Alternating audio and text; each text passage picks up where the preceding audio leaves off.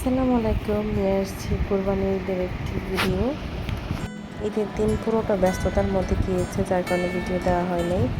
এদিকে গরু কেনা শেষে আমি গরুর জন্য খাবার রেডি করে নিয়ে যাচ্ছিলাম, কেননা আমাদের বাসায় গরু রাখা হয় না, রাখা হয় আমাদের কলেজে। যার জন্য এই যে এদিকে গরুর খাবার রেডি করা হচ্ছে, আর ওর খাবার রেডি করা হচ্ছে, এদিকে সে নাচানাচি করা শুরু করে দিয়েছিল।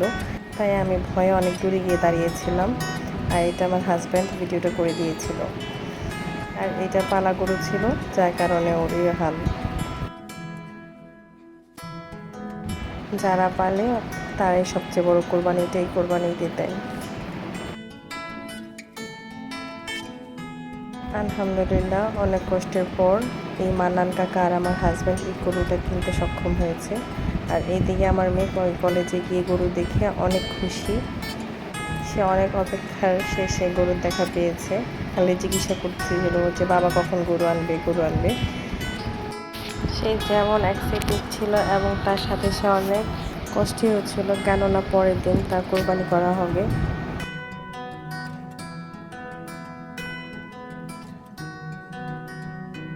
আর এটি হলো ঈদের দিন সকালবেলায় গরুকে গোসল করানো হচ্ছে, আর অন্যদিকে ওরা সবাই নামাজ পড়তে গিয়েছিল।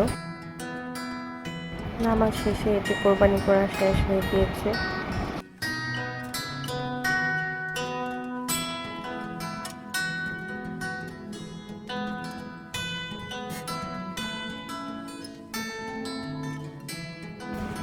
আজিহার নিচে বসেছিল তার নানা ভাইয়ের সাথে, কীভাবে মাংস কেটে কেটে করে নিয়ে আসছে। আর অন্যদিকে এদিকে আমি সব মশলাপাতি রেডি করে রেখেছি। মাংস কেটে দিলে আমি রান্না বসিয়ে দিব তার জন্য। আর কলিজা যা ছিল এগুলো সব আমি কেটেছি নিজে। এদিকে গরু কাটা দেখে আজিহার খাওয়া দাওয়া টোটালি বন্ধ হয়ে গিয়েছিল। সেই দিন তেমন কিছুই খাই নাই। রাতের বেলায় তাও জোর করে কয়টা ভাত খাইয়ে দিয়েছিলাম, আর সন্ধ্যার সময় একটু পাস্তা খেয়েছি। এই ওর সারাদিনের খাওয়া দাওয়া।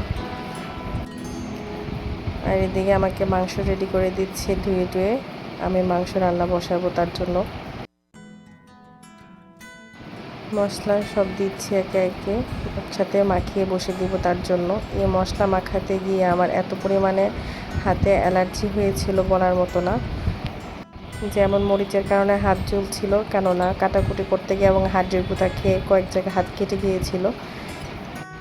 তার জন্য এই গরু মাংস মাখাতে গিয়ে অবস্থা খারাপ হয়ে গিয়েছিল, যার জন্য পরবর্তী থেকে ওনাকে ডাক দিয়েছি সাহায্য করার জন্য। উনিও সাথে কিছু মশলা অ্যাড করছে। বেচারা আমাকে অনেক এফোর্ট দিয়েছে। অনেক কষ্ট করে গরু কেনার পিছনে ওনার একমাত্র অবদান এবং আমার মান্নান কাকার অবদান রয়েছে। দুজনের অবস্থা অনেক কাহিল ছিল। একজনের পা ছিলে গিয়েছে, আর একজনের তো আজকে জ্বরই চলে আসছে।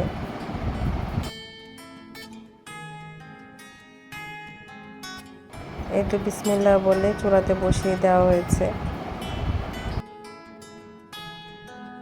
আর এদিকে কষাইরা মাংস কাটাকুটি নিয়ে ব্যস্ত সবাই।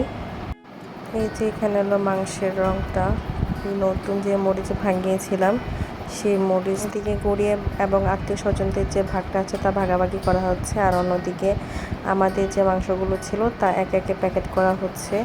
আমি কিছু প্যাকেট করেছি এবং হাজব্যান্ড কিছু প্যাকেট করেছে। আর এই হলো আমাদের মাংস রেডি এখন খাওয়ার জন্য।